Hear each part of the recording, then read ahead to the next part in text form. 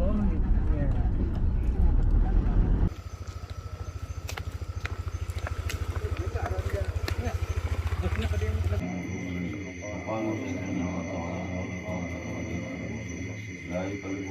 Setengah pasukan Belanda ikut ada kuah Bandung, yang Belanda ikut ada kuah di bawah ya.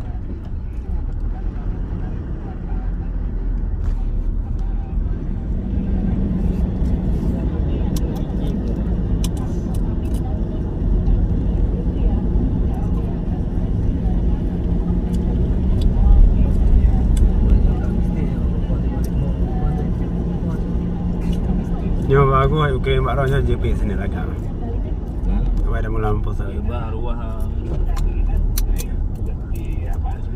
Yan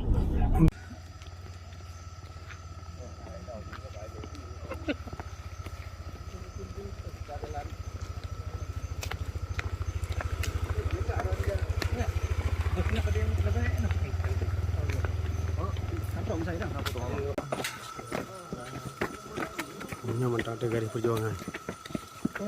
Ini makam pahlawan nasional Teguh Umar. Ya.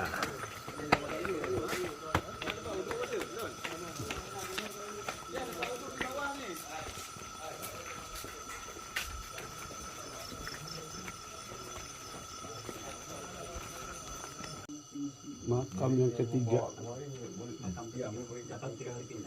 Tiga kali pindah. Makam pertama dikuburkan pertama 3 bulan, 6 bulan kemudian dipindah lagi, gali lagi ambil jasadnya kan, dipindah lagi ke Mugo juga ini sebelah timur, 8 bulan sana, kemudian tahun 1891 beliau berada di sini.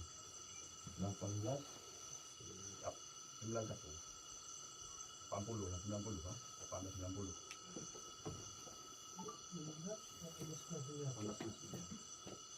120 tahun usia makam beliau di sini kan 120 tahun.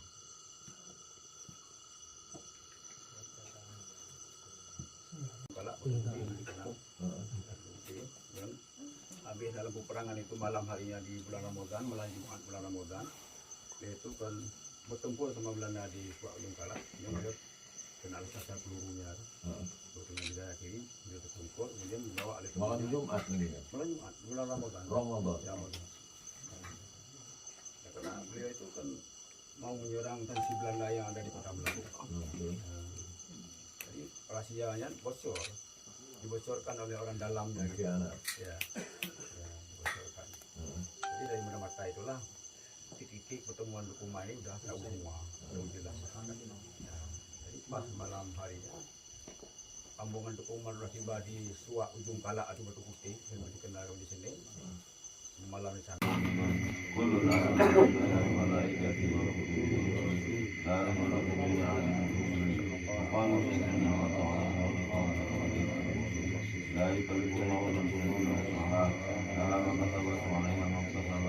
ربنا لا تؤاخذنا إن نسينا وأخطأنا ربنا ولا تحمل علينا إصرا كما حملته على الذين من قبلنا ربنا ولا تحملنا ما لا طاقة لنا به واعف عنا واغفر لنا وارحمنا أنت مولانا فانصرنا على القوم الكافرين أفضل الذكر فاعلم أنه لا